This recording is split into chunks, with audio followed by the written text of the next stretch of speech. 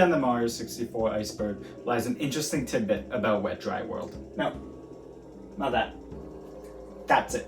Wet Dry World's negative emotional aura, possibly linked to the 1995 build, which you should not research, or the Wario apparition, or the every cart being personalized for the game, or, hear me out, all three. Spoilers, it's none of them.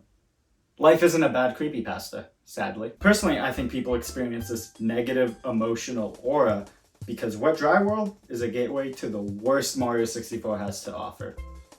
The entire upstairs. Don't get me wrong, I love Mario 64, but all of these levels kinda suck. It doesn't help that if you played a bunch of Mario 64, you can beat it in a day, and by the time you reach Wet Dry World, you've probably been playing for like 5 hours, and you're just naturally going to get burnt out at this point. That's where I think this negative emotional aura comes from, is just the dread of playing some levels that eat major ass. But why do all of these levels suck? That's what we're going to talk about today. Why the back third of Mario 64 is kinda really bad.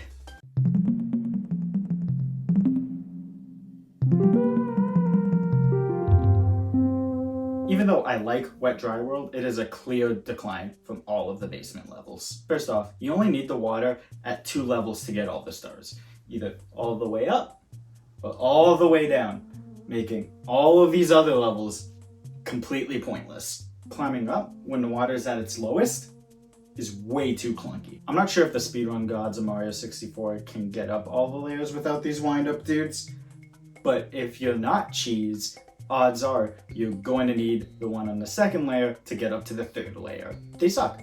Trying to line them up is annoying. The AI isn't the greatest. They just stop and wind up for some reason. It's just not fun. And if they're feeling kind of trolly, they can just combo the f out of you. And there's nothing you can do about it. Nothing is worse when you finally line it up and then they just stop moving for no reason and you have to wait for them to wind up. And then when they're done winding up, they come and they launch you and you're just ever so slightly short. So now you have to do it all over again. You could just actually use the other water levels and slowly raise it up, but you need it to be all the way down for this start. It's weird you can't naturally jump up to this level. It feels like they had the level geometry done. They noticed that you can't make this jump and just added those dudes from TikTok Clock to put a band-aid over the problem. I still like Wet Dry World. It's just a sign of some really bad design choices to come.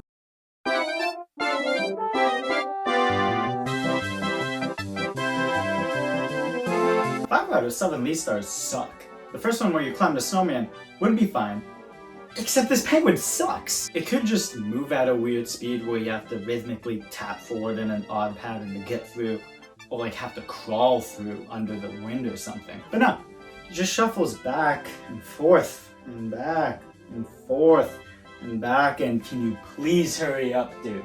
Getting blown off is really annoying because it basically restarts the level. You could just jump on the penguin's head to get across, but that's no fun. You can use the cannon to get up, which is fun, but that leads to the other 4 stars that suck on this map. These two. I hate these two guys so goddamn much. To my knowledge, there's only one way to get on top of this ledge. It's to jump off of one of these two guys and fly on over, which is fine on paper, except they don't respawn, and this guy can just refuse to launch you if he's too deep or something. You could just kite him over, except the water absolutely shreds Mario harder than the back third of this game shreds my will to play it. This area is involved in way too many stars to only have 2 chances to get to it per run. But wait, Matt, you segued into this area by talking about getting the first star.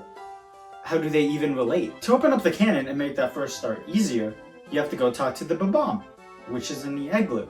And to get into the igloo, you have to jump on this ledge and ride the shell up. Half of the red coins are up there for some reason, so you need to go up there for the red coin star and the 100 coin star. You might need those 2 guys for the 100 coin star, but you can't collect the coins from them and get launched up to the next platform to get the red coins. It's just bad level design. Also, you can get soft lock behind this wall, which is really frustrating when you have 90 coins. The game basically just hands you this absolutely massive L because of really bad level design and nothing else. To total up how many stars you have to jump on this ledge to get, there's the one in the igloo, the one on top of the snowman, if and only if you're using the cannon trick. There's the 100 coins and there's the red coins, meaning 4 stars are locked behind this one ledge, except it's 5 because there's just one in this box for some reason. It's funny that just getting up there is deemed worthy of a star when like 4 other stars also need you to get up on that ledge. Next level.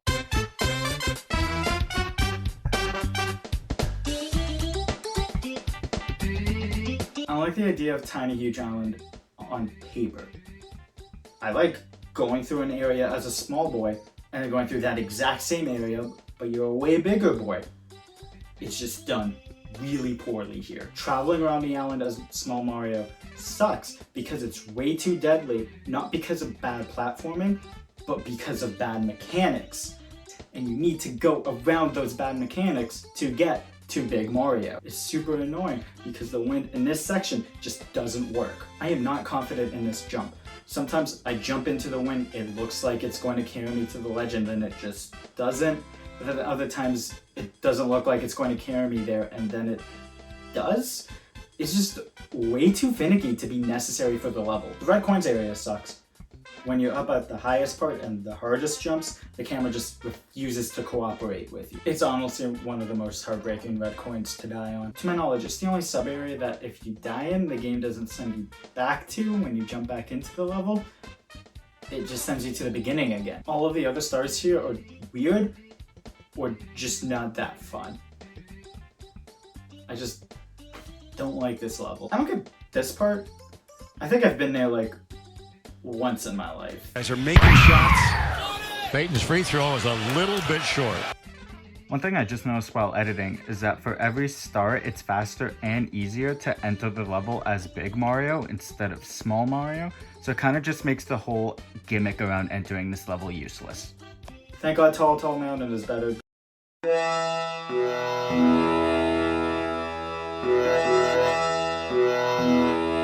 Wait. Tall Mountain is even worse. It suffers from like TikTok clock syndrome, where you have to go through the same path over and over throughout the whole level. It's not as bad here as it is in TikTok clock, but it's still not good level design. The only good part of this level is the slide, which is super fun.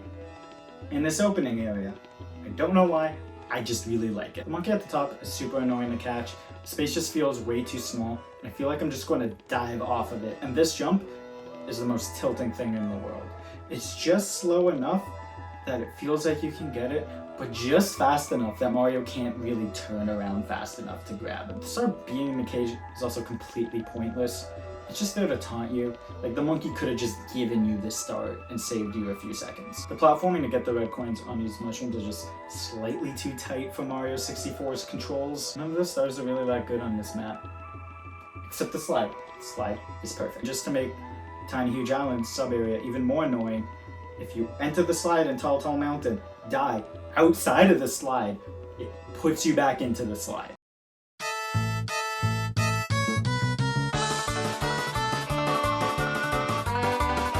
The Toronto Transit Commission is the worst goddamn level in this game, and I hate it. First off, the gimmick of the level speed changing depending on when you enter the level should just be an on or an off. There's a whacking setting to the clock speed, which I hate, and I feel like I'm gonna have a panic attack because it looks unpredictable at points. Some of the stars are impossible to get if the level is or isn't moving, and unlike Wet Dry World, there's no way to change the level's gimmick inside of the level itself. Because you can't get some of the stars, you have to pause and leave the level, but that takes you to the foyer, so it's just quicker to kill Mario and get right in front of the level instead of all the way at the start of the castle. It's really good game design when a player can make a mistake and they don't know they made a mistake until they get to the end of the level, realize they can't progress, and the quickest way to fix that mistake is to die. All the stars blend into each other in this stage, like the one where you have to jump on clock parts to get into a cage, or the one where you have to wait on a minute hand to move around the entire map. My biggest complaint with the green stars in Galaxy 2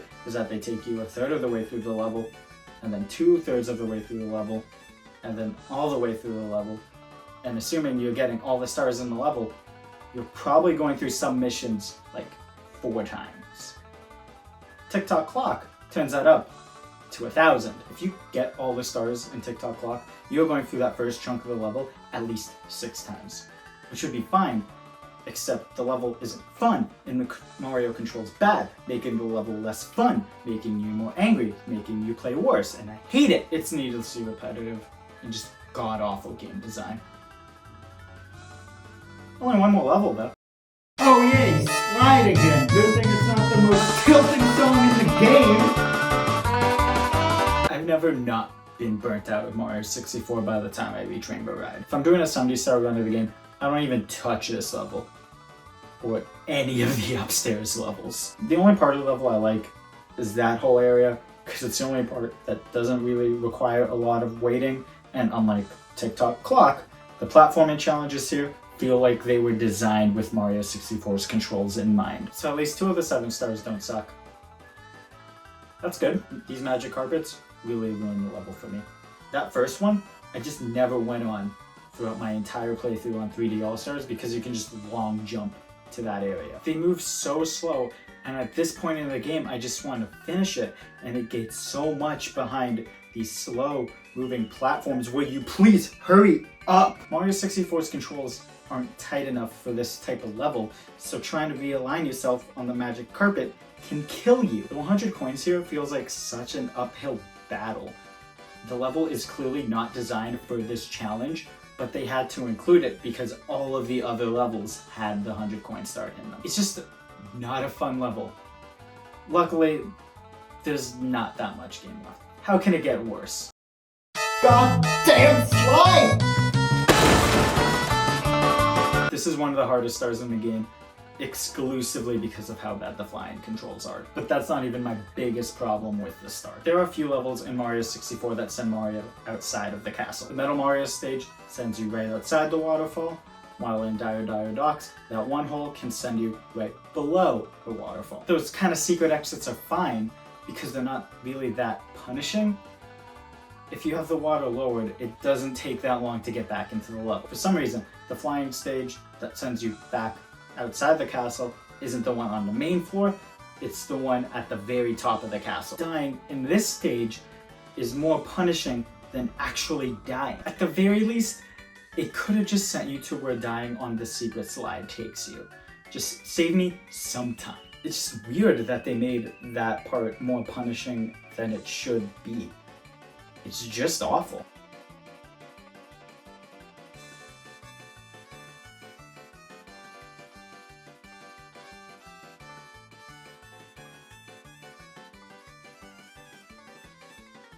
To be positive about the end of Mario 64, I do like that last Bowser level, and it's made better by the fact I don't have to play any of the upstairs levels to get to it. And dude, that credit song fucking slaps. It's kind of funny that Mario 64 only has 9 good levels, and Banjo-Tooie has 9 levels total, and only 2 of them are okay at worst. Oh my god, did I love Banjo-Kazooie more than Mario 64? I hope I've been able to clear up why Wet Dry World has a negative emotional aura.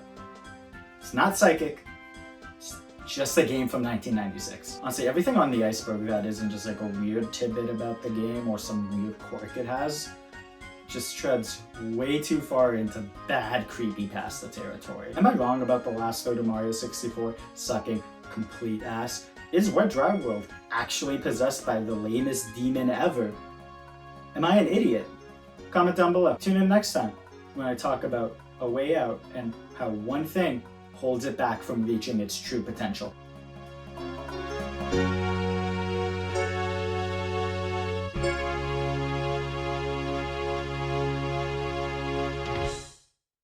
Thank you so much for Watching my video.